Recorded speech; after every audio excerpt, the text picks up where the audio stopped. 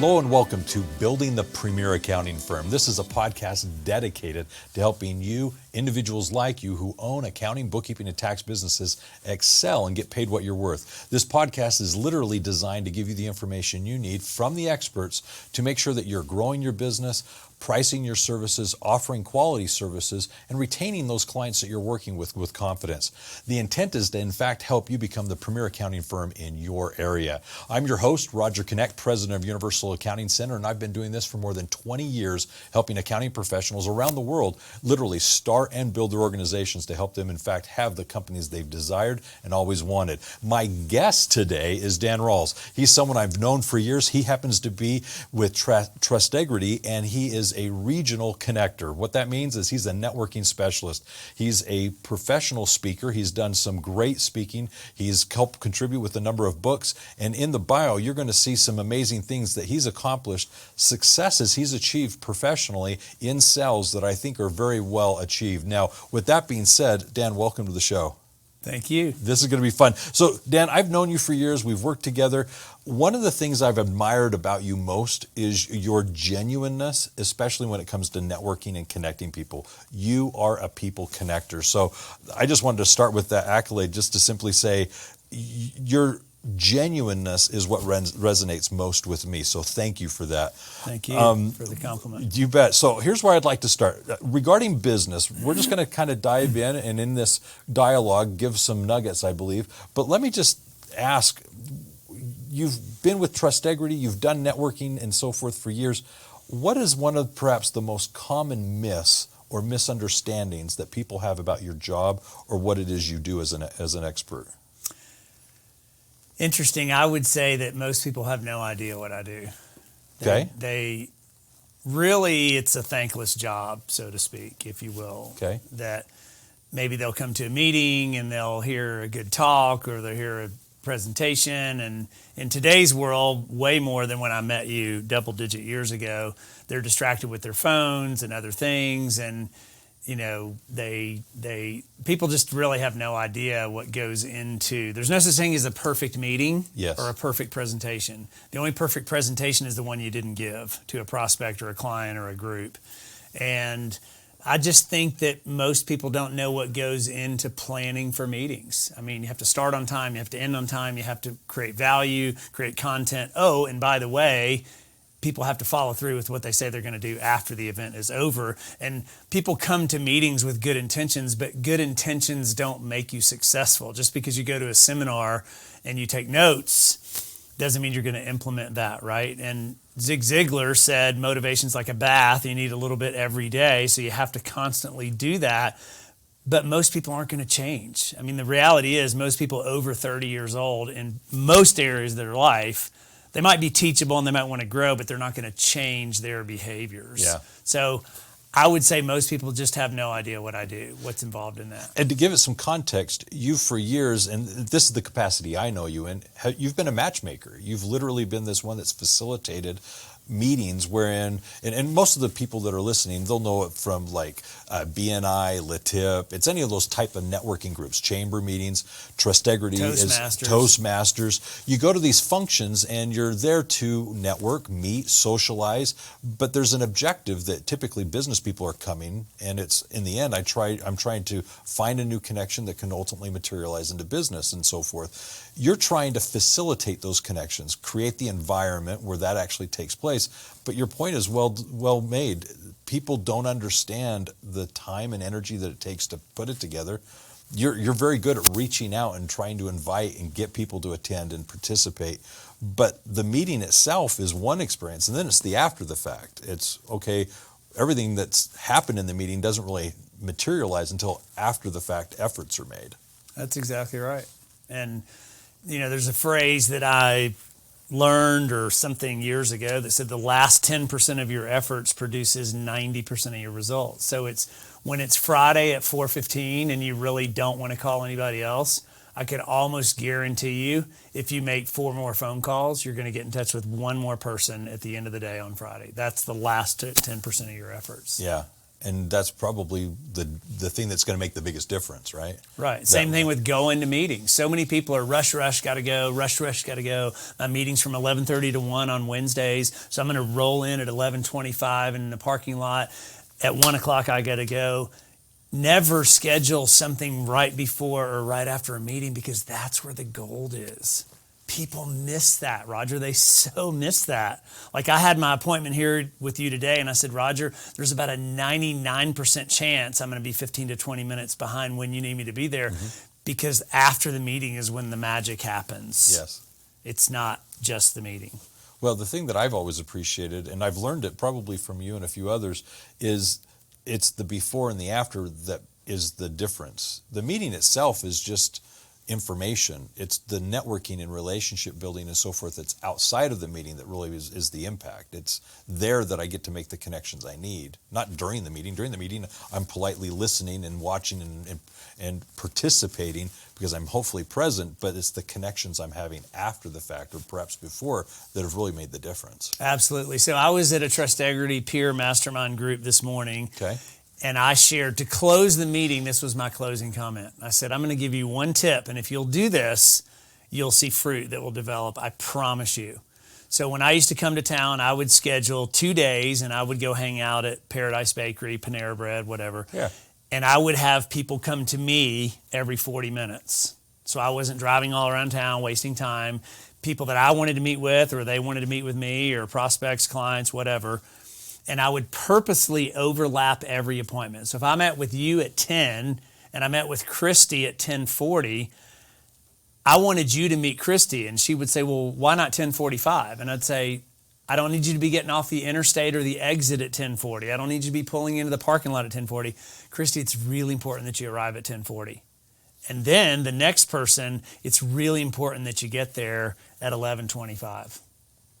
And see, that was always different because I believe you're either blending in or you're standing out. And my times were weird. They were different. They were odd. But I stood out. And people were like, okay, I got to be there at 11:25. But why would I do that? To have you meet Christy. Yeah, because you're the connector. Right. Because I don't know what's going to happen in that 3 to 5 minute encounter. Yeah. But we're there anyway. So why do I have to wait till I'm finished with Roger, clean up?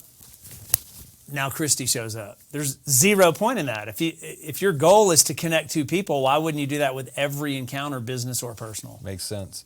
You know, I could do a better job as I'm transitioning of introducing the people. Usually it's one's rushing out to get to their next thing perhaps. The other one's been patiently waiting. So there's a passing going on there that I could facilitate a lot better. That's actually a takeaway for me. So I mean, something I learned from Jim Rohn many years ago. Jim Rohn is the father of personal development. If you remember him, he died many years ago.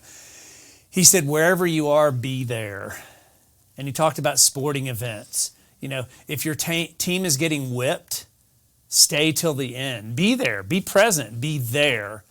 Now, I'm not going to say I've stayed at every sporting event till the very end, but at a business event, at a meeting, be there. Mm-hmm. Be present after the meeting. At least 15 to 20 minutes.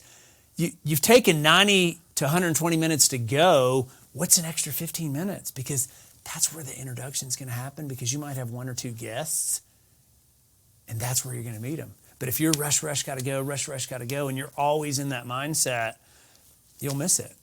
I mean, become a student of meetings. The psychology of meetings is really fascinating to me. You see my gray hair? Yeah. That's from all the personality conflicts of all the people. He's 20. That's all the personality conflicts of all the people that I've met in the meeting business. Learning, I want y'all to get along. I want you to like each other. I want you to trust each other. I want you to trade business. I want you to take your societal mask off and be transparent. Yeah. Right? And just make it work. And sometimes it does, as you know, and sometimes it works with some of those people, but not everybody. But study the meeting business. Become a student of the meeting business, because the biggest thing for me when I went to Salt Lake City in December of '93, I joined 3 Toastmasters groups. Okay. Because I knew I could meet people faster through groups than anything else I could do. No matter how good I was one-on-one with somebody, actually I'm horrible one-on-one. I'm way better in a group setting because it's more comfortable for me. in a group. Not speaking, just being the synergy and feeding off of the dynamic, feeding off people. So that would be a value add or a takeaway. Get to meetings earlier, stay after meetings a little bit. Don't be so rushed. Don't always be rushed, because you're rushed to go get to a one-on-one appointment. If you're not going to make $3,000 to $5,000 in that appointment after that meeting, don't schedule that meeting. I'm driving 300 miles next Tuesday. There's someone that I met 15 years ago from here. He moved to a different area, okay? He said, hey, I can't come to your meeting next week. I have a 9:30 appointment. Could I leave the meeting early? And I said, you might as well not even come. This was all text message. Yeah. And I said, if there's any possible way you could move mountains and shift that meeting from 9:30 to 10 and stay to my meeting. He sent me a text this morning. He goes, I just registered for your meeting. I'll see you there. It's all in how you tell the story. But if we would treat every appointment, one-on-one at Starbucks or wherever, like we were driving 300 miles for a 7 a.m. meeting, do you see the value? Do you see how much more urgency we would create? And so I live this stuff and I teach it, but it's like, oh, hey, I'll catch you next week, or I'll catch you at the next one because it's right here in Draper or Sandy. No, but if you treated it, no, you got to understand, Wayne, I'm driving 300 miles just to come to this meeting. And he shifted it. I didn't expect him to, but in my own teaching, I was like, yes, it worked. Yes. So. Well, one of the words that resonated with me throughout all of that is being present. I think if I'm always anxious about where I just came from or where I'm trying to go next, I'm not present. Yeah. And if I'm just present, I can better read the people, listen, understand, and hopefully find opportunities to help others, and as well, maybe share some of the things that I'm able to provide. But the point is being present, I get so much more out of the experience because I'm actually experiencing it rather than worrying about where I just came from or thinking about where I'm going next. That's your own counsel. Yeah. Heed your own advice. Take your own Robitussin. Yeah. There you go. All right. So what's one lesson your job or your role has taught you that you think everyone else should learn from at some point in their life? Follow up. You know, if you're like, Roger, I've got someone I need to introduce you to with BBSI, this district person, Richard, I need to follow through with that. I need to arrange a 3-way text, a 3-way phone call, a 3-way WhatsApp message, a 3-way email, because if not, I flake out and then I'm just blending in with everybody and it's like, oh yeah, Dan mentioned that guy like 3 months ago, but I never heard back from him. Oh well, just whatever. And it's such an accepting behavior. I call it flakiness. I've taught my son for years that most people don't follow through on what they say they're going to do. And we all drop the ball. We all need grace, right? We all, some people say, well, I don't drop the ball. I just dribble a little bit. Some people told me that. I'm like, okay, well, That's we just stumble, we trip, we fall, we make mistakes. We can't follow up with everybody. I called a gentleman yesterday who's the CEO of a company right here. I met him at an event the night COVID hit. We were at an event. I was at their event. I was a guest from someone else the night COVID hit in Park City, Utah. Thursday night, he remembered exactly. I said, I can't believe you remember me. He goes, oh yeah, we walked across the street to the restaurant. There was about 10 of us. I said, hey, you grew up in Atlanta. You went to high school. He was blown away that I remember that. I'm like, I went to high school. I'm from Atlanta. So he remembered that one commonality on his card. I wrote high school Atlanta. Haven't talked to the guy in almost 2 years, and he remembered me. Hey, what are you doing now? That is awesome. You know, you brought up your son, and you're talking about the follow-up. I remember a conversation that we had where, actually it was a presentation you did for a group of mine where you talked about follow-up, and there was a test that you did, or maybe more an example you did with your son to say, look what's going to happen with the follow-up. Do you recall what I'm referring to? Totally. So when my son and I would go skiing at Christmas break when he was younger teenager, there was a home show that would always happen in January at this big Expo Center in early January or March, spring break. And, we'd ski and then I'd like, son, we need to go to work. And he said, what are you talking about? I said, I need for you to come with me to the expo because I can't leave you here because you're too young. But secondly, I want you to see what your dad does. Yeah. We're going to go work this event. We didn't have a booth. And, we'd meet people in the aisles, in the hallway, and some of the exhibitors, and some I knew from my past or just connections or acquaintances or friends. And I'd accumulate business cards and so forth. And I have a stack of cards, and we leave. I mean, literally every time they'd be turning out the light on Friday night, 10 o'clock, like, we have to clear the Expo Center. Yep. Why?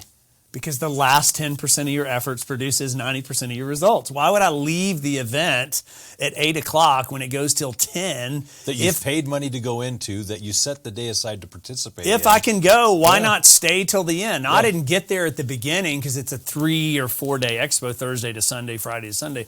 But my point is the exhibitors, that's when they're walking out, the aisles. That's where you see people. Get out from beneath the papers of your desk and behind your email screen and get out and meet people. Networking and connecting is a contact sport. It's a face-to-face business. You know, you're never going to meet people beneath your phone screen. Sure, you can after you exchange 12 LinkedIn messages. That's an exaggeration, but you know, it's such a laborious thing, the online. Take it from online to offline to in person. And so I had this stack of cards, and I said, son, watch this. These people spent thousands of dollars for this booth to be an exhibitor. They took 3 days out of their office. They gave up a weekend, Saturday and a Sunday. Then they have to tear down the booth Sunday night till 9 or 10 o'clock. 90% of the people I meet will never follow up with me. So it's a little test. I just have a blast with it. So he'd come back out in March and we'd ski together, and he'd go, hey, Dad, that stack of business cards, how many of those people called you? I'd be like 35, 40 people. I think I heard from 2 of them. And, you know, the fortune's in the follow-up. And I'm not talking about financial fortune, building your business follow-up, whatever it is. But is that the example you're talking about? It's a test. That's exactly. It's kind of like going to Home Depot, and if you have stuff to do around your house, you got the honey-do list, 5 or 6 things you need fixed, the screw this, the faucet that, the toilet here, the handle over there, whatever it is, you'll buy $60 or $80 worth of things to fix that, and it sits in a bag in your garage. And how long does it sit there? If it's been there longer than 90 days, do yourself a favor. Take it back to the store, get a credit, and call a handyman, because after 6 months, it's not going to get done. Hire someone to do it, what you're not good at. Does that make sense? It does. But people go to events with all this grandiose, they're locked and loaded, man. They got their business cards stocked and ready to go. They got their QR code on their LinkedIn. They're there ready to work the event. They exchange a few cards and they never follow up. It's just like going to Home Depot and buying that bag of stuff, and they never follow up with that project. Love it. You know, I go to certain people's homes. I'm going to throw my mother-in-law under the bus here. She has pictures hung on her wall that literally have the cardboard corners stuck on them because she's still deciding whether or not she wants to keep it. I'm like, what in the world? Just take Okay, I've been like that before. Yeah, it's like, how many things do we buy that are still in their packages, or we bought just on impulse and yet they're just sitting there? Let's use them. Otherwise, return them, like you were saying, get the credit and get somebody else in there that can do it better. There's another story that you shared that I thought was very impactful, because I have a return and report moment for you. When you presented to our group, you suggested reaching out to our past contacts, people that we've just not followed up with for some time. And your point was very well made to me. We spend so much time and energy generating these contacts. We've put perhaps years in the past trying to make these connections, and yet we're just not nurturing them. We're looking for the next new one, but we're doing nothing with the old ones that we've got to nurture them. And so I took that and reached out to some people that I went to school with, my neighborhood group that I had grown up with, and I reached out to them. And one of them, coincidentally, was in from out of town. He's from Hawaii. And he came in, and I was just basically saying, let's get the group together. And literally within a few days, we said, this weekend, let's have a get-together and just see who shows up. And we just put together this activity where all the neighborhood kids got together, and we had breakfast at IHOP and visited for a few hours, reconnected. These are people I haven't seen in 20, 30 years. And it was amazing to me how quick the memories came back. The connections were there. These are people that I haven't seen in, like I said, 20, 30 years, but it felt as if we were still, neighborhood buddies. the friends that we were. And to see the amount of respect that was in that room was amazing to me. But what was also amazing is learning what is everyone doing now, and could we help each other today? Was there some commonalities? Oh, yeah, it was amazing. Yeah. So it was basically an extension of you just saying, look, you've got this database of all these past connections, but yet what are you doing to take and nurture them, reconnect with them, as opposed to trying to find the next one tomorrow that you want that you don't already have in your Rolodex. There you go. But does that make sense? I still say Rolodex. I just said it. I was like, Rolodex. I don't even have a Rolodex. But For those of you that know what CRM means, you probably don't know what Rolodex means. It's an either or, right? Right. I think, I'm going to try CRM. I think it's Client Relationship Management System. Something like I think that. so, but I might be wrong. Hey, the Rolodex. I kept my mom passed away this year, and she still had her phone directory with the little slider thing, A through Z. And Yes. scroll it to K for connect, and you push the button, and it would Yeah, because the open up. pages had those little slits on them. So I know what you're talking about. Google that, folks. Just go look at a picture of one of those. So funny. All right. What is the biggest area that you are curious about right now that you would like to learn and research related to your business? What are you excited to learn now? What makes people successful? The thing I really enjoy about what I do with our Trust Integrity meetings is all of our meetings are different. They're different conversations. I sat down with an IT person for 10 minutes today. Yesterday it was someone in a totally different business, just for a quick 10 minutes in the agenda. And it's what makes people successful. I learned about a book today. Now, I'm not that guy. You go to a seminar, someone goes, hey, you got to get this book. Jim Rohn says the book you don't read won't help you. Well, I'm a slow reader, fully transparent. The podcast, the listening, I'm an audio learner. Okay. So, none of us are as smart as all of us collectively. And that's the thing, the group dynamics. You can meet more people in groups. You can learn things quicker in groups. There's nothing wrong with listening to an author in a book. I enjoy that. I just like hearing the stories. Everybody's got their story. And what happens is, to get really good, I learned this 30 years ago, you become a paid storyteller. The more people you tell your story to, the better your story gets. Because people want to know, Roger, what's your background? Where'd you come from? I mean, I've known of your company for many, many years. I think before you were even in your current role, I knew of your company. And it's just, tell me your journey. Tell me your story. Tell me something that you failed miserably at. For me, I tell people, my company in 1988, I started with my company over 3 decades ago. And my company, no one ever taught me, get a legal pad, get something. We didn't have cell phones back then. We didn't have the internet. Somehow, some way, keep 2 lists. 1 of everybody you talk to, and 2 of every customer you develop, to follow up with those people in the future.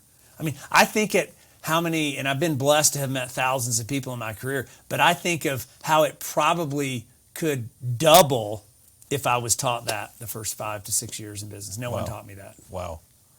That is good. Some of the things that I've either learned from you or experienced with you that I've attributed to be successful is what I shared earlier, being present. We in business and life get so busy, being present takes energy and effort, and so I want to be present. Arriving early. I remember having a conversation with you before.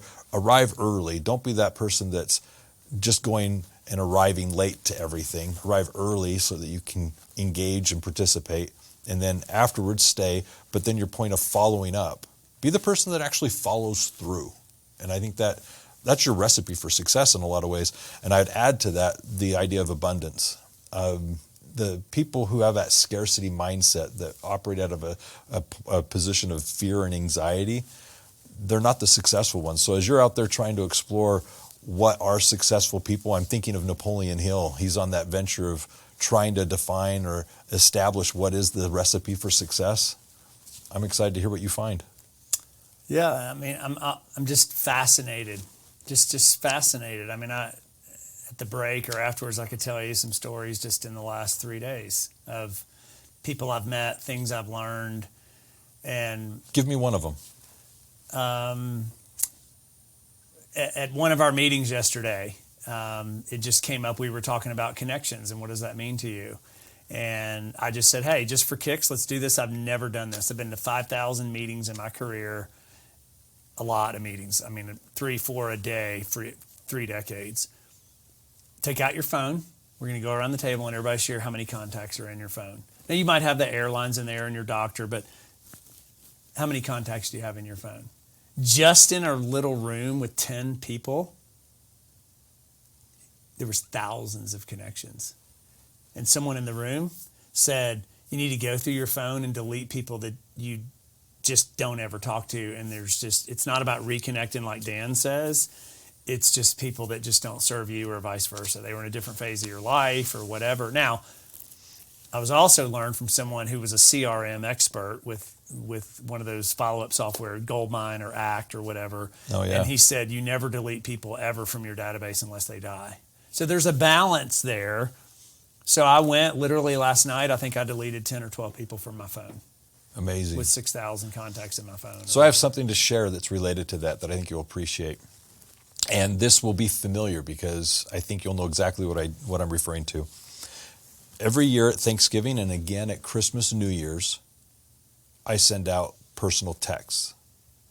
And there's a way I do it. At the holiday time, Thanksgiving, for example, I sit down and I literally go through my threads, the text messages I've had. And I'm not one to typically delete them. So I've got hundreds of threads that have occurred over the years or over the year. And I go through each and every one individually. And I have a message that I send to every person, wishing them a happy Thanksgiving and weekend and time with their family.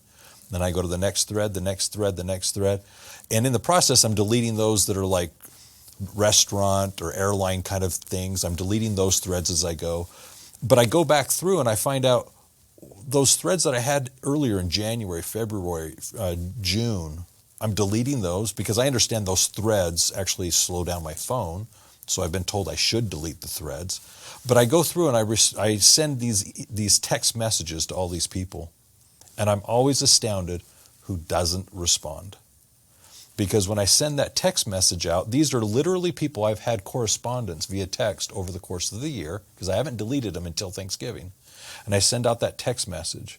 And when it comes to December, when I do the Christmas, New Year's, if you don't respond, I delete the thread. So you're still on my contact list, but you're no longer in my thread. So my point is come next Thanksgiving, if I haven't had a correspondence with you through the course of that following year, I'll still send you that next year a Thanksgiving correspondence. But then if you don't respond, I delete you.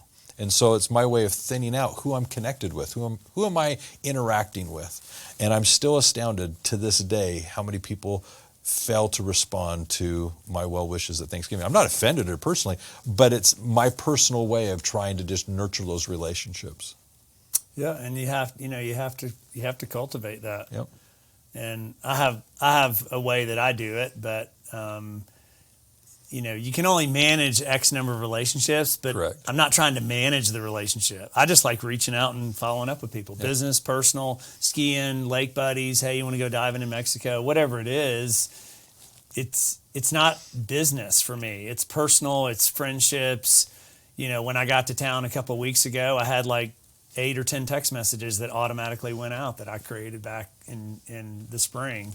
And they're like, hey, when you get back to town, let's ski this year. Great. And they just go out automatically. And it's just, people appreciate that because why? Most people are flaky and they don't follow through. There you go. That's not condescending or disrespectful. No. It's just a fact. Yes. I mean, are you blown away when someone actually follows through with you and says, hey, tell us about your experience at the restaurant? I'm just curious. What did you like best about that? I am blown away by it. Like what restaurant would ever call somebody? Do you know how much more business they would get if someone would take 5 minutes and call somebody? It's called taking care of your customers who brought you to the dance in the first place. But so many business people and business owners are trying to grow their practice and grow their business, and they're so focused on, got to get new customers, got to get new business, got to get this, that they forget it. Well, what about the 28 that got me to where I am? And that paid me. Yeah. That's right. All right, I'm going to switch this up a little bit, just a tad. I'm going to go personal. Give me some personal things here. First of all, what is it that people most misunderstand about you?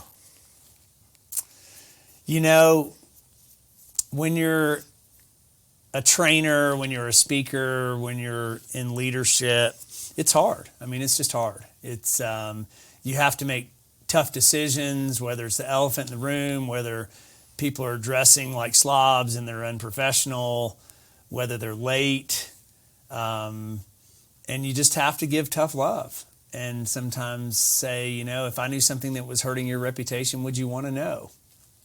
And I've said that in singles groups, divorce support groups, business groups.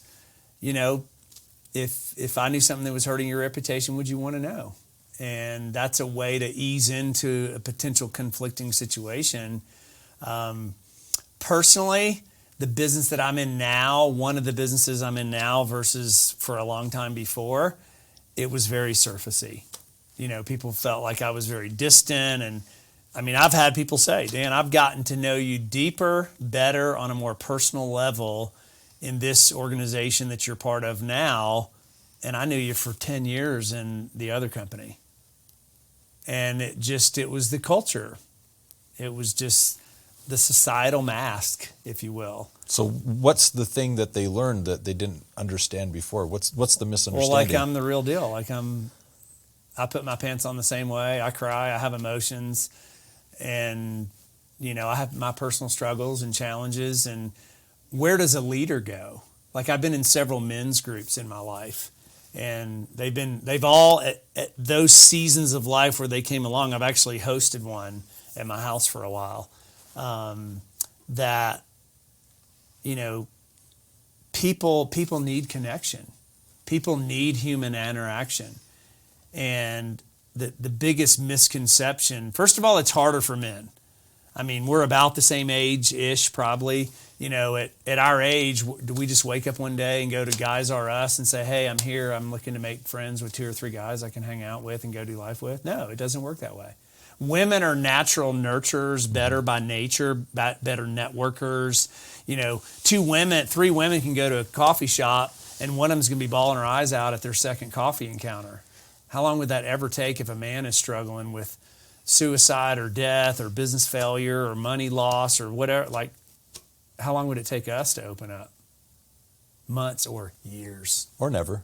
Or never. Mm-hmm. Yeah, and it's just, that's just the way it is. You know, suck it up. Just, you got to figure it out. Yeah.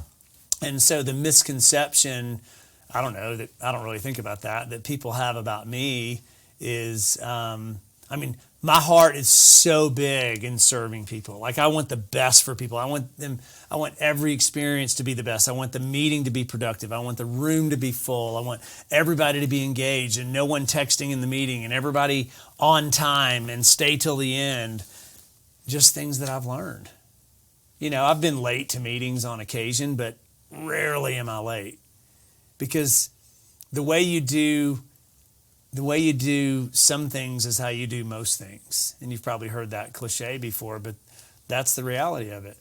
And, you know, I have my personal challenges and struggles, but when you're in leadership, people just expect this profession. And one of those men's groups I was in, there was actually, and it's a national company, national organization, there was actually groups just for pastors.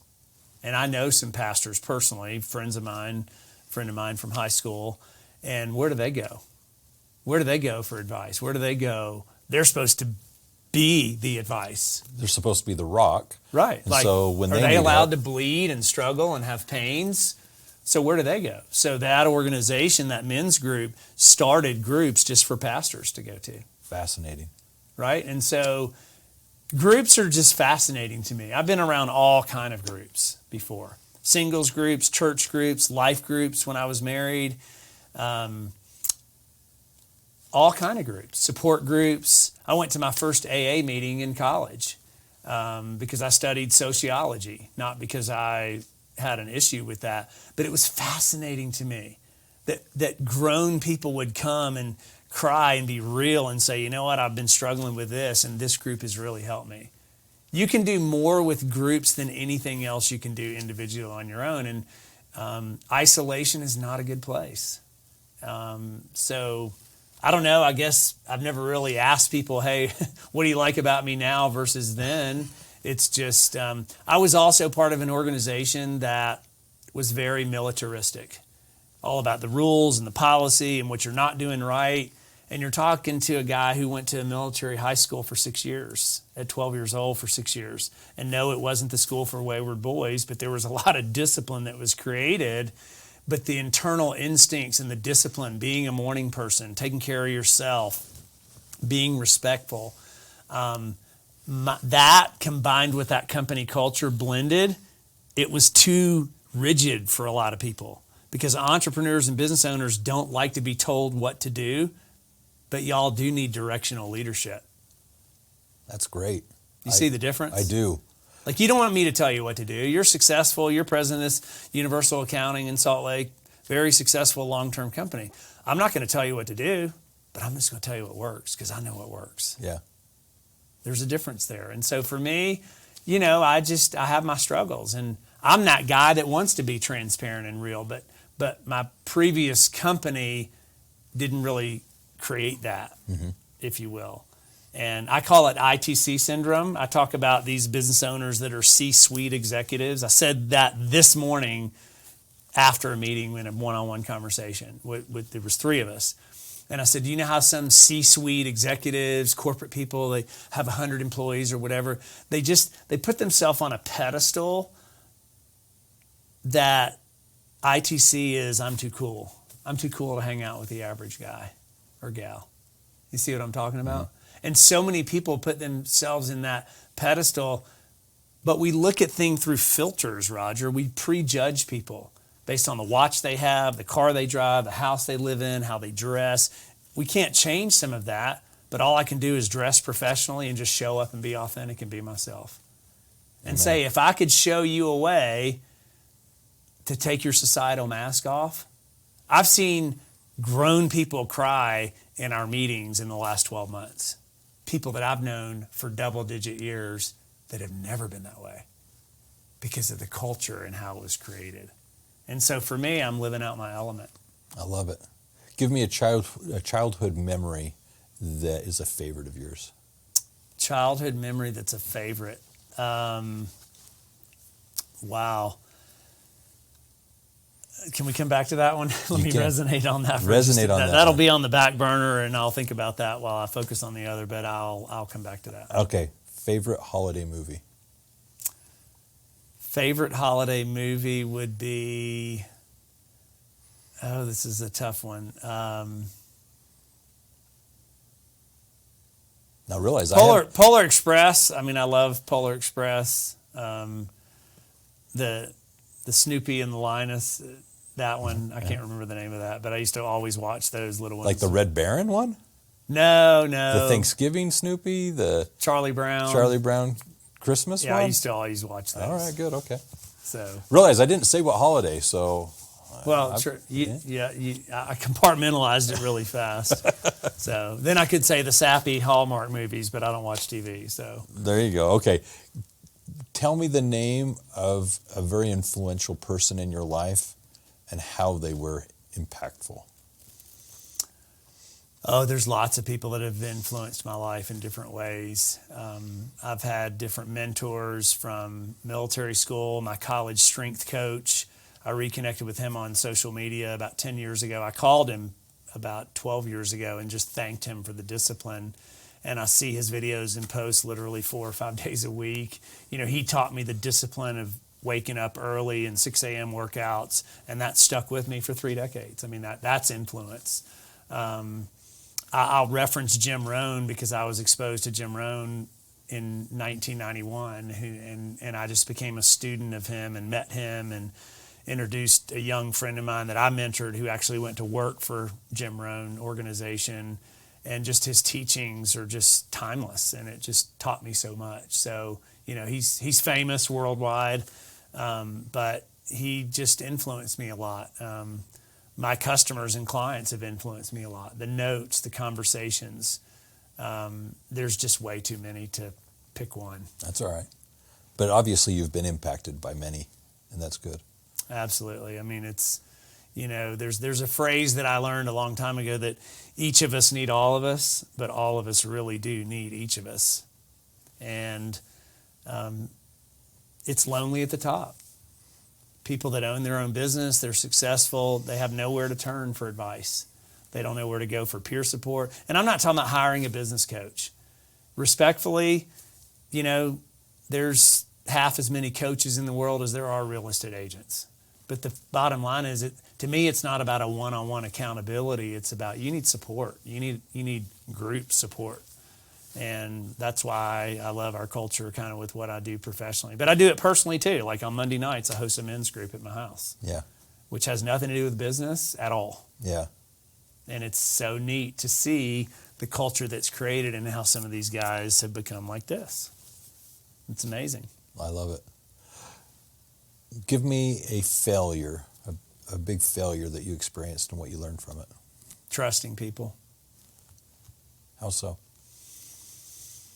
I'm just trusting by nature, and I've been burned so many times. Just trust. So what have you learned?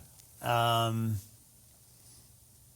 hard way, thinking, whether it was loaning money to a friend, a business contract, a business deal, watching how money got interrupted in that, countless stories.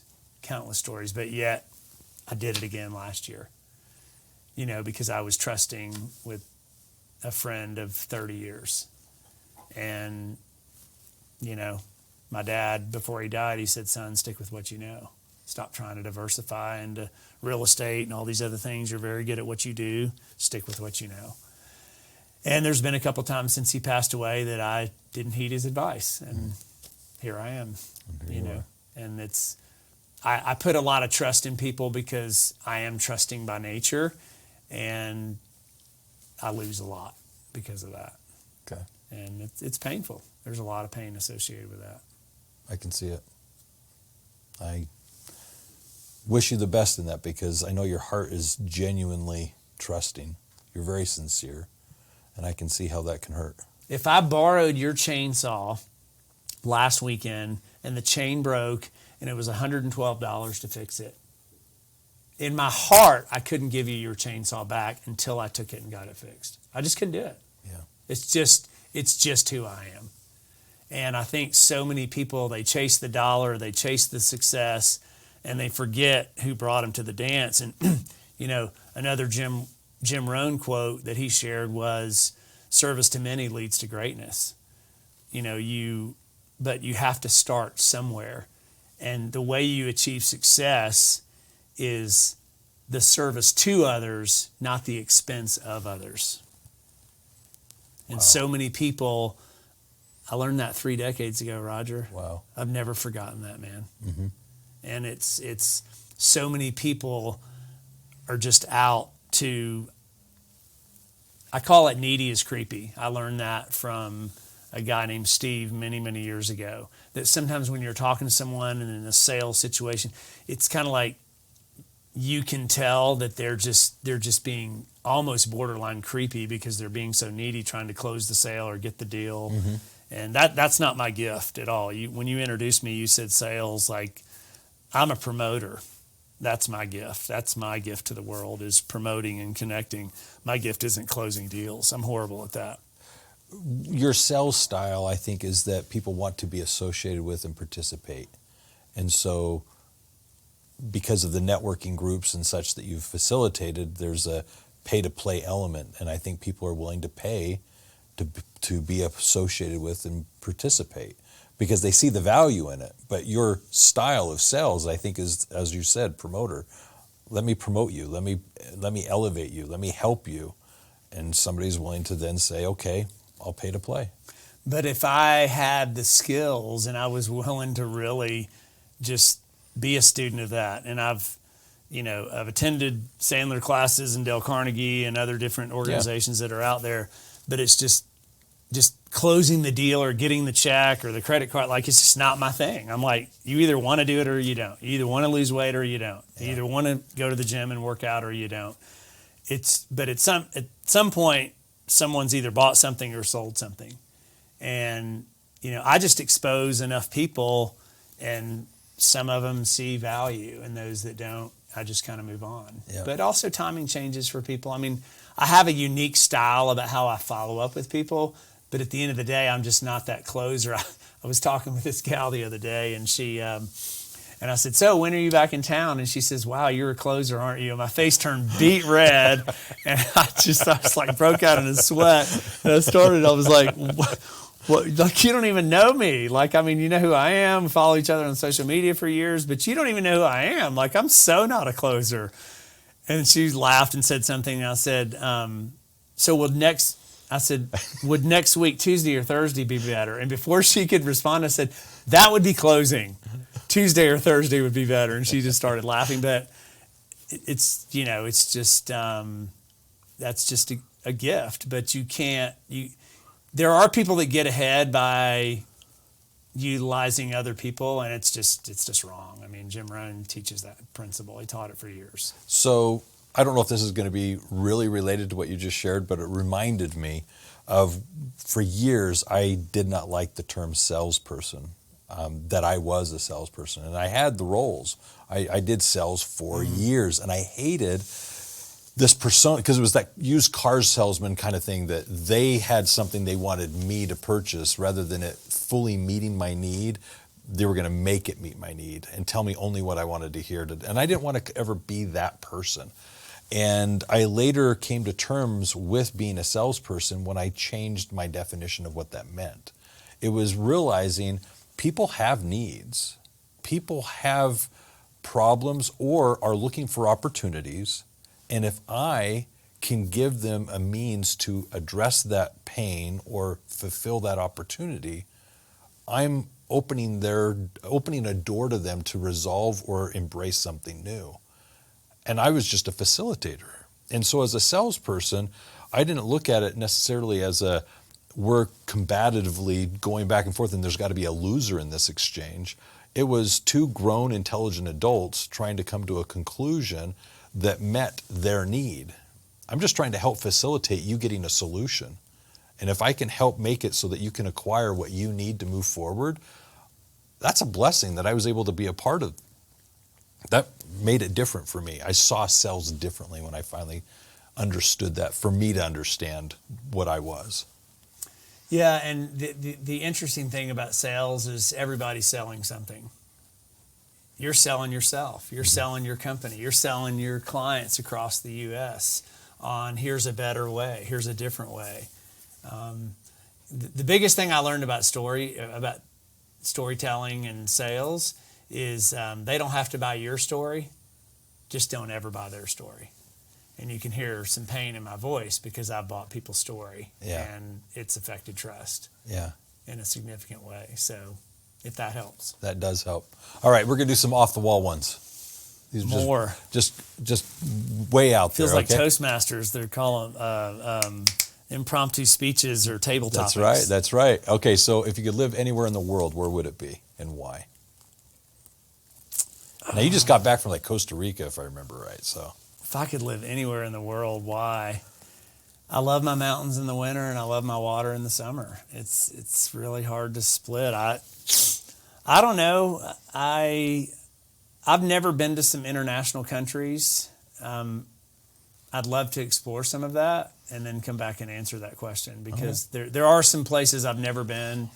Japan, Africa. But those are like visits. Those are like vacations. No, my aunt lived in Africa. She was an ambassador to the United Nations in Kenya. And and when she passed away, like, I've seen thousands of pictures, and she lived there. Yeah. And so, I mean, I know people that live in Honduras and missionaries from the States. And so, I don't know. I think that's to be continued. All right. That's fine. I will say that I am impressed with your lifestyle, where you're here in Utah for the winter, and then you go back east for the summer. That's a unique lifestyle, that you've got this 6 month here, 6 month there. A lot of people would appreciate or enjoy that, I think, and you live it. So, Well, it's some of it's by choice, but when I first joined an organization here in 1993, plus 3 Toastmasters groups, I was in 4 groups. Oh, in a church singles group, 5 groups.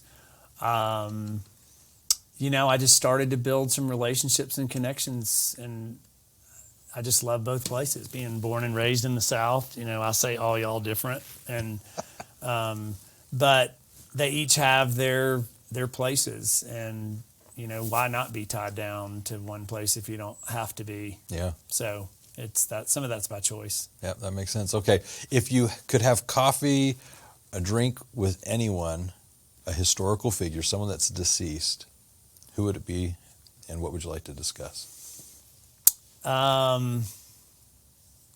Historical figure, I would probably say Ronald Reagan. Oh. Yeah, just growing up in the South and the whole Jimmy Carter days and Ronald Reagan, and some of the videos that have surfaced in the world about our happenings right now with politics and everything, and you'll see a Ronald Reagan quote or a Ronald Reagan video. Yeah. Just a fascinating person. And I was a kid. I mean, I kind of wish that I would have been older, to experience his wisdom and teachings. And the first time I ever watched a presidential funeral was Ronald Reagan's. Yeah. And I never knew what a big deal that was. And like the whole U.S. shuts down for the day. And so that was fascinating to me. I like that. Yeah, Ronald Reagan. I'm, like you've pointed out, similar age, and I do remember Ronald Reagan. And what's fascinating about him is, as a president, I thought he was unique in the sense that he was a celebrity beforehand, and so he had that presence on camera. He had that delivery that he could do at the podium that was very articulate, and so he had a persona about himself, and he accomplished quite a bit. There's some stains on his presidency, but those get overshadowed by the successes. Sure. And so, like all of us, he's imperfect, but at the same time, he had some great accomplishments. And that would be a good conversation. I would enjoy the same thing. That's good. All right. So, what's your favorite trip? Where was it to, and why? My favorite trip was when I took my kids to Zion National Park. Wow. Okay. But then the year before that, I took them to the island of Dominique, and 2 very different trips. My daughter said, "Dad, this was the best vacation ever that we've ever been on, trumped any all-inclusive beach resort, Caribbean, whatever." When we went to Zion, she loves to hike in the outdoors, and just that beauty of Angel's Landing and the Narrows, and people in Salt Lake were giving me tips and tricks of where to go and when to go and get up early. But then the year after that, going to the island of Dominique and seeing a friend of ours from Tennessee that lives there. She's a chiropractor, a U.S. chiropractor that sold her business and moved there a couple of decades ago. Third world country, no washers and dryers, no dishwashers. They had refrigerators. It was an experience to go and see that culture for 9 days with my kids. That was kind of a cool experience. I love that. I just came back from the DR, and I took my son into some of the rural sides of things, went to a Haitian community center, and he was touched by it. The experience we had and that others had there as well is life altering. I lived in a third world country for 2 years, and so for me it was familiar, but what some of them said in so many words is it's amazing that so many people can be so happy with so little. And it's very humbling when you come back and you think possessions and things are necessary to be happy. So I can relate to that. I saw that in my son's eyes. Absolutely. That sounds like a neat trip. Yeah, it was amazing. We talked about books earlier. What 3 books would you recommend? The Magic of Thinking Big by David Schwartz. Okay. It's been around for a long time. It's a fascinating book.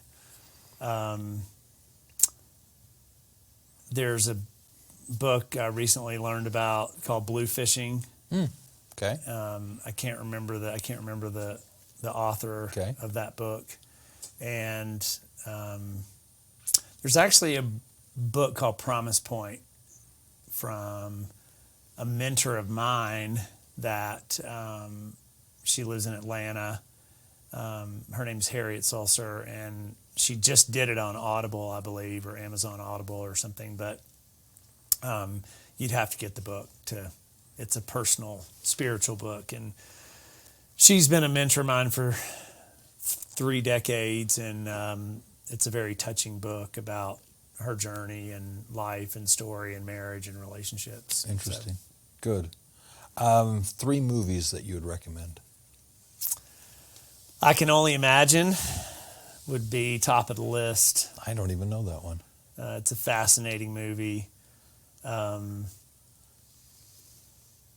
don't really get to the movies a whole lot, and Really? Okay. I remember a You're lot. an outdoors guy. I do know that. Well, so go see the book or go catch the movie. I Can Only Imagine. It's a brilliant story. The Notebook. I love that movie. Yeah, that's a good one. I like that one. I'm kind of a mushy dude, so I like that one. That's a good one. For lack of a better word, chick flicks. I like those. I agree. About relationships and that sort of. Not Hallmark movies or anything, because I hear enough about that. But no, but just documentaries. There's a documentary that I've known about for a long time, and I haven't seen it. It's called The Game Changer. Okay.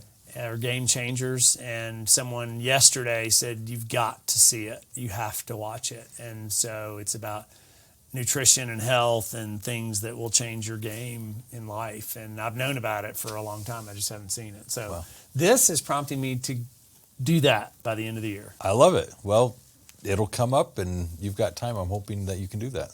Tell me what you think of it when you see it. I will. I would like that. Do you listen to podcasts at all?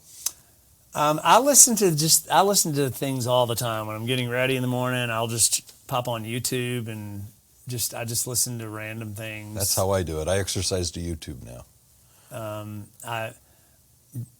Jim Rohn said, turn your car into a mobile classroom. And so I listen to things all the time. That's a throwback to the 90s where I can't even think of it right now. Amway.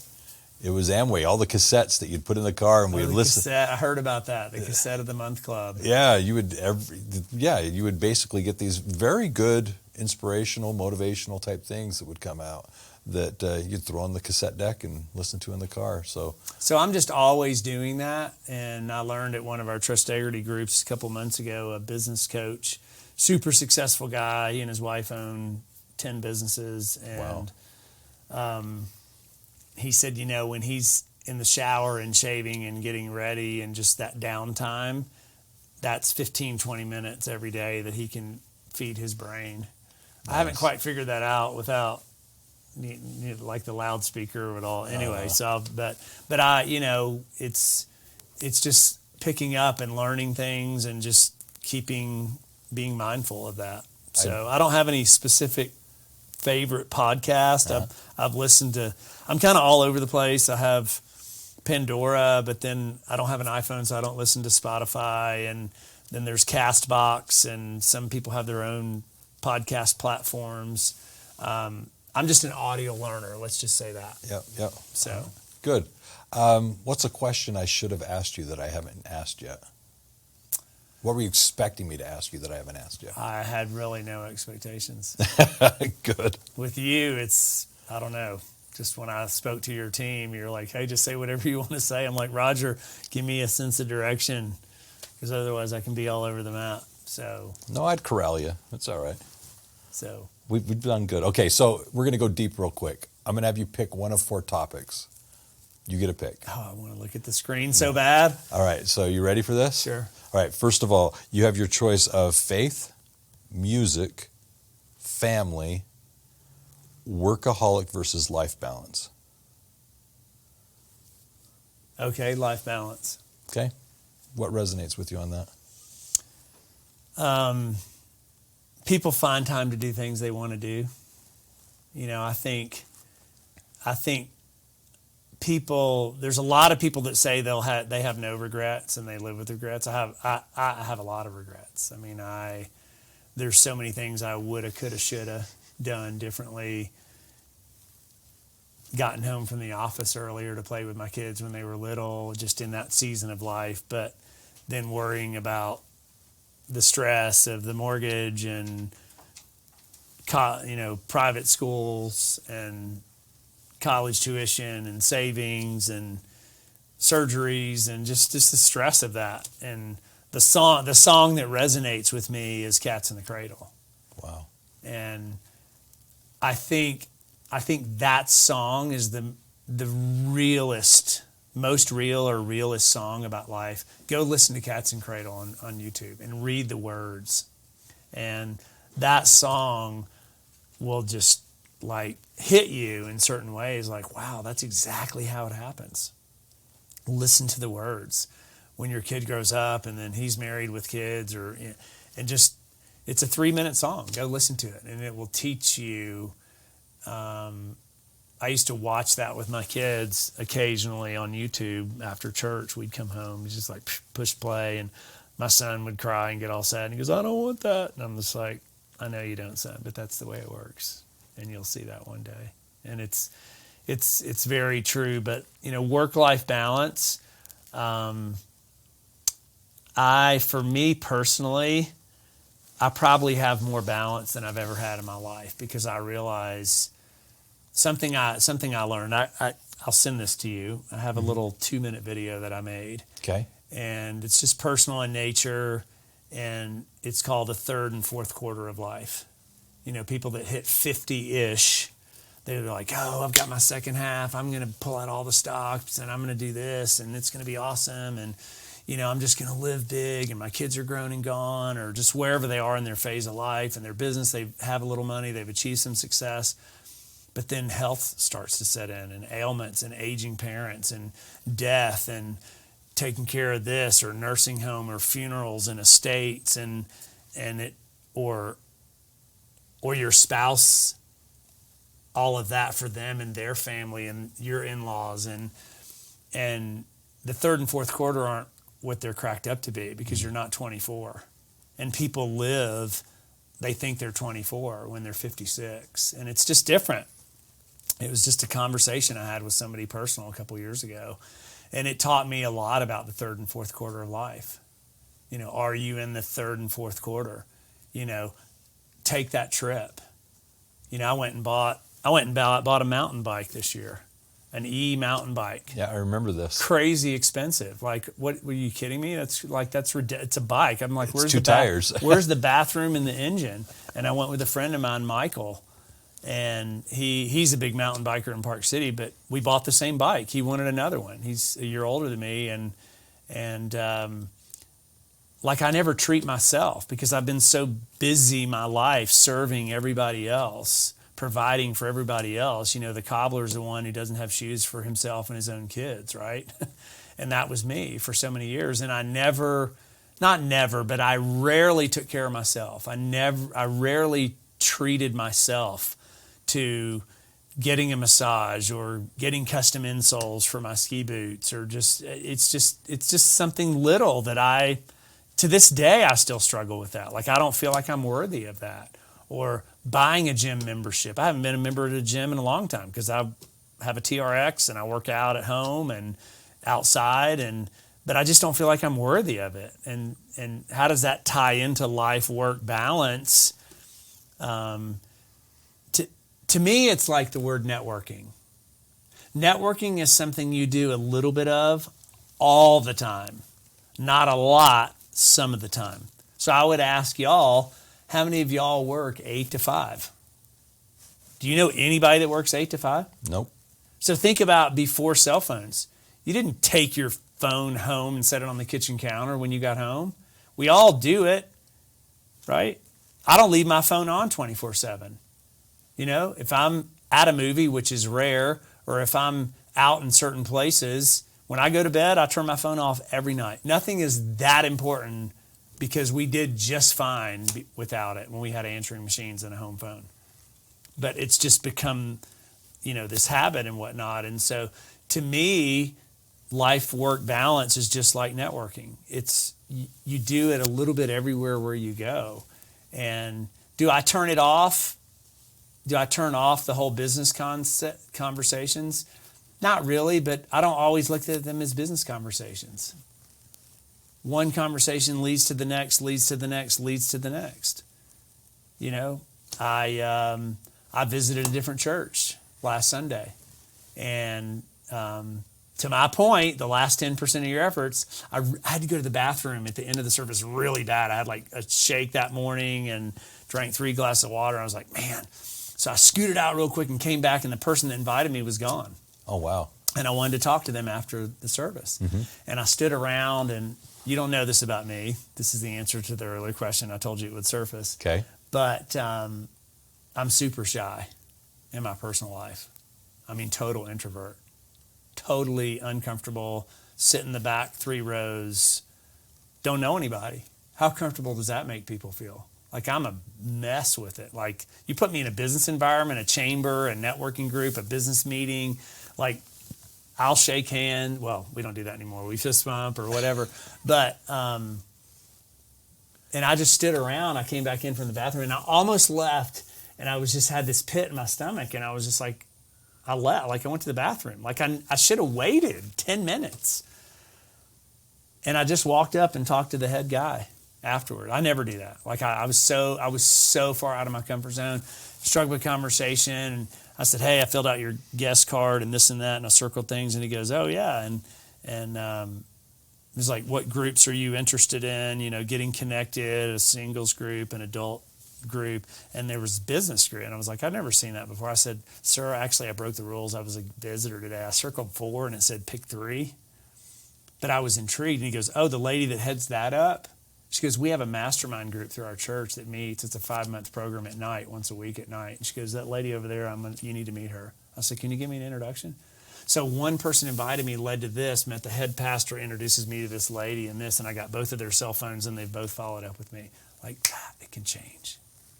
One person can change the trajectory of your life, your business, your introductions, your sappiness, your sadness, pull you out of a tailspin. And a lot of people live in isolation. And that's what I talk about being in groups. But I was so excited about that. I jumped on my phone and I made a video for my son, and I've never done that. And I sent my son a video, an accountability factor with my son, because he's in college. He's in a new town where he doesn't know anybody. He doesn't really have any friends. His freshman year last year was COVID. How hard could that have been for us to experience that? I can't even imagine that stress. And, you know, my son is an amazing human being, but it's harder for boys than it is girls from a social aspect. Yeah. You know, it just is. It's just the nature of it. And I said, hey, son, let me tell you what happened here and this and that and this and so forth and this. And he watched the video. That was more impactful, I think, than me talking to him. Yeah. Because he can reference it. Because now it's this little accountability thing with my son. I'm like, son, I'm trying to tee up a couple introductions for you in college and this and some older people, but you've got to put yourself out there. And the hardest thing is, you ever go to a Christmas party? You ever go to a business function? You didn't know anybody in the room, a social gathering, and the person that invited you wasn't there yet? How did you feel for the first 3 to 5 minutes? Embarrassed. Yeah. What else? Well, you're sitting there wondering, how do I fit in? Is this going to be fun? Should I leave? There's an uneasiness about it. Embarrassed and uneasiness. Now, I want you to think about that for a second. So the next time a business group, a first-time guest walks in the room, that's exactly how they're feeling. Mm-hmm. And you need to know that. And that's what people don't get. And so for me, 4 days ago, I was sweating bullets. I was a nervous wreck for about 5 minutes.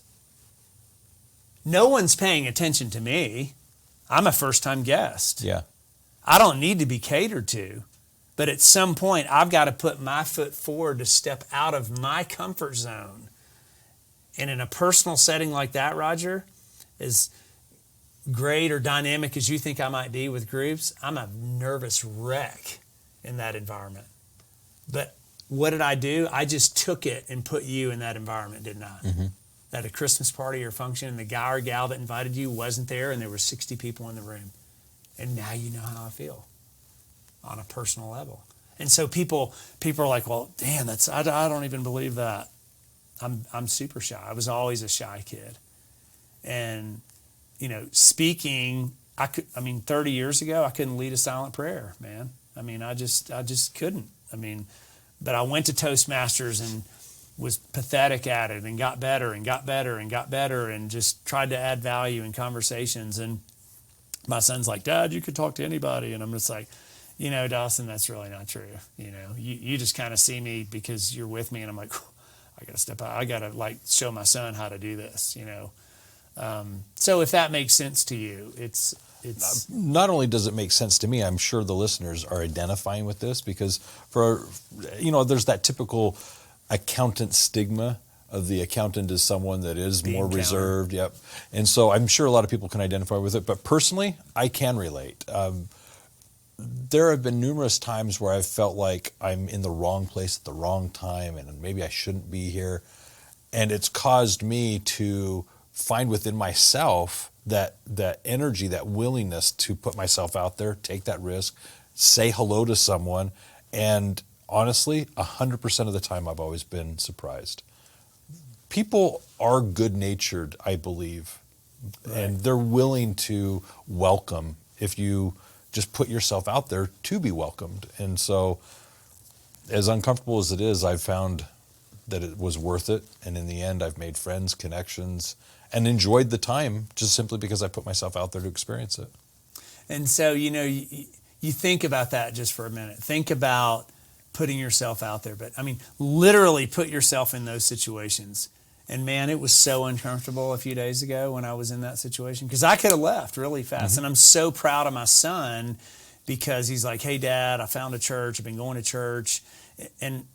But I'm still kind of struggling. But what I'm proud about is that he's actually taking my advice. And a friend of mine, we were on a dive trip this summer in Honduras, and my friend, which is how he met his wife 30 years ago, we called my son and just right there and said, it's great that you're involved in that, but you need to find community.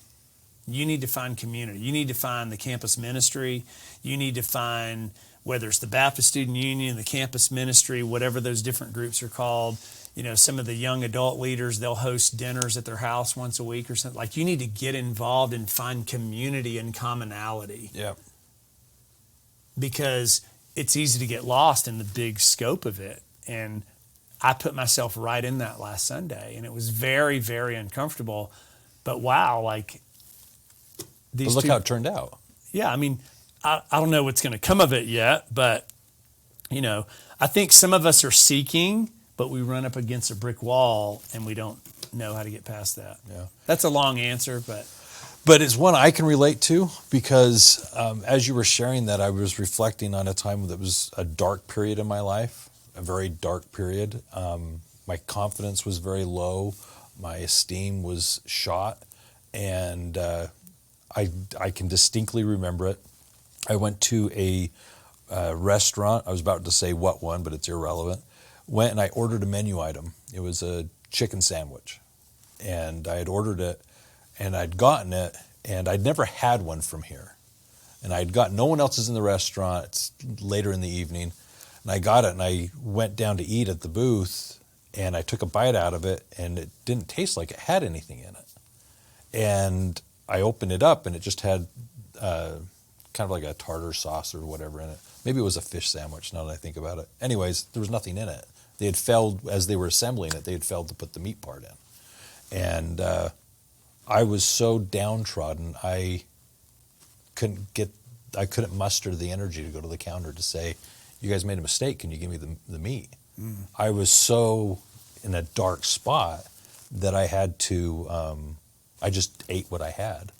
Now I share that simply to say, when you're going into a venue like you're describing, where you don't have that person that's invited you to come in, and you're going in for that first time to that networking group, you can go to those dark places and then self-sabotage and not put yourself out there to be embraced. And I'd hate for someone to find themselves in a situation where they didn't see people as being helpful and resourceful and inviting. We're a social people. You started the conversation stating we are social creatures. We need each other. And to not be in an environment where we're comfortable reaching and extending our hands, asking for that help or that connection, that's a sad place. We need to be vulnerable and be willing to do that. Absolutely. Yeah. So it was very good. All right, so I'm going to change this up. We're going to do some rapid fire questions. We're going to wrap this all up, come to an end. Real quick answers. Best childhood memory. Okay, give that to me. Don't forget. My 6th birthday party was in the Goodyear blimp with some of my friends. Holy cow.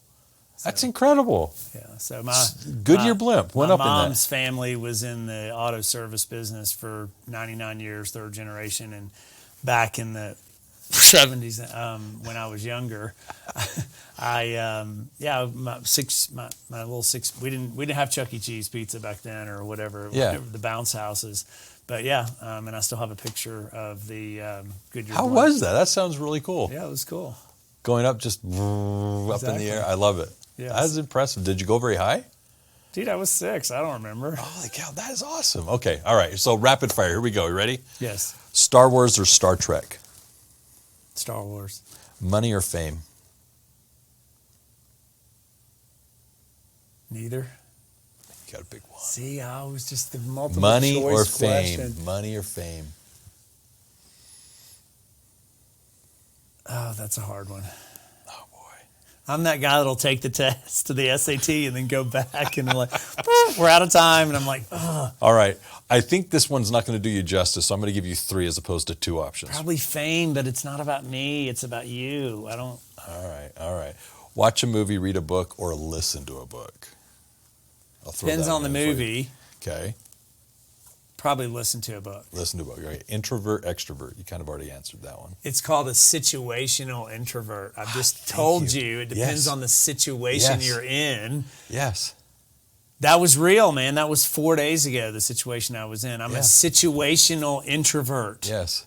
But yet, 2 days before that, I'm speaking at this meeting. And you're the center of attention. Yeah, and you're controlling the room. I was part of the conversation. I wasn't, not like before, but can you see how introvert, extrovert, how it depends on the situation you're in. Totally get it. 100% get it. I would consider myself similar. I would describe myself as an introvert. You're very similar, yeah. Yeah, I'm very comfortable on my own. I'm not needing other people in the sense that I can self-entertain, be relaxed. I don't become anxious when I'm by myself. But I've learned very much that I enjoy people and I look forward to being with people, and I can command a room and run a meeting and have fun doing that as well. It's not taxing on me to be with people. So. This is the guy you need to get to know, right? So and I'm only talking to 2 or 3 of you. 2 or 3 of you really need to get to know this guy, because every time I'm with you, I want to spend more time with you. Thank then you. we don't, but we need to. I'm always welcome to it. I think the world of you. I really do, Dan. I've known you for years, and I see you as very genuine and very giving. And so all the relationships, I'm always amazed when you can just throw names out.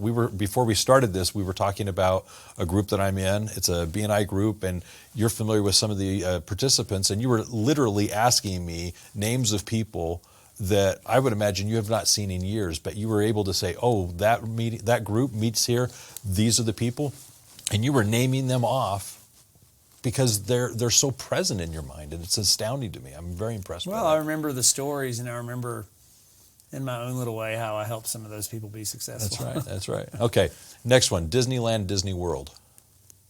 World, I've never been to land. Okay, drive or fly? Depends on the distance. I have a tolerance level.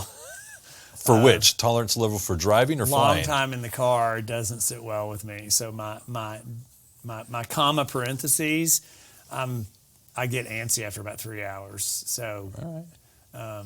But 3 hours in a plane is fine.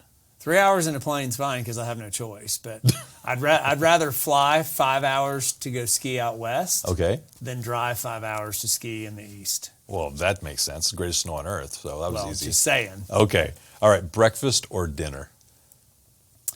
Oh, I'm total breakfast because it totally sets your tone for the whole day. Yeah. Well, with that, I eat breakfast at dinner. I mean, if I have, eggs and waffles, whatever, I'm good with that. So whatever the day. All right. So here's what I'm going to do. I'm going to wrap this up. I'm just going to kind of summarize a few things and then ask you for a closing thought. All right. but just kind of put some thoughts to it. First thing I want to do is just express gratitude for Dan taking the time and actually sharing all these things with us that he's done today. I think when it comes to marketing our businesses and growing the companies, there's a lot to be said about marketing and sales, and he has shared with us a number of gems related to what we can do to be more present and participate and actually benefit from the meetings that we're attending, arriving early, participating, being present, not being so anxious and eager to leave, staying around afterwards, and then the follow-up. The success is in the follow-up. I think he said the fortunes are in the follow-up, and so much to be said about that. So I hope that's something that you're taking away from this experience. Obviously, a great individual with a lot of things to impart, and I'm hoping that you found that this conversation was beneficial. But Dan, do you have a closing thought for us? The closing thought is this: reconnect with people from your past. Whether it's go through your email inbox from 2 years ago, go through your text messages, scroll to the bottom of that list and contact the bottom 10. Whether it's go through your call log from as far back as it'll go in your phone. Go back through, if you're old school, go back through your day timer, your Google Calendar, people that you miss communications with. Go in your email sent box from 3 or 4 years ago that you never cleaned out. Mm-hmm. Pick up the phone and call someone. Jump on your LinkedIn, jump on your Facebook, your Instagram, Twitter, however. At least reconnect with one person from your past every day. Now, that's a stretch, but guess what? What if you only did a third of that in a month? Do you think I'd create some activity for you in your business? Mm-hmm. That would be my closing And thought. I can testify to it. I took the challenge before and I did it and had some wonderful experiences because of it that I shared earlier. So thank you. So here's what I'm going to do. I'm going to wrap this up by saying if you'd like to obviously get more of these tidbits of success, listen to and watch our other episodes. You can subscribe to the podcast, and I would encourage you to do that. This, again, is Building the Premier Accounting Firm. And as a podcast, these different things that you can be doing in your business, if you'd like to do so, you can visit us at universalaccountingschool.com or give us a phone call at 801-265-3777 and reach out, because we'd be more than happy to learn about you, your goals, and obviously what you're trying to accomplish, and see if we can at least point you in the right direction. And with that being said, always remember this: if it's about accounting, it is universal.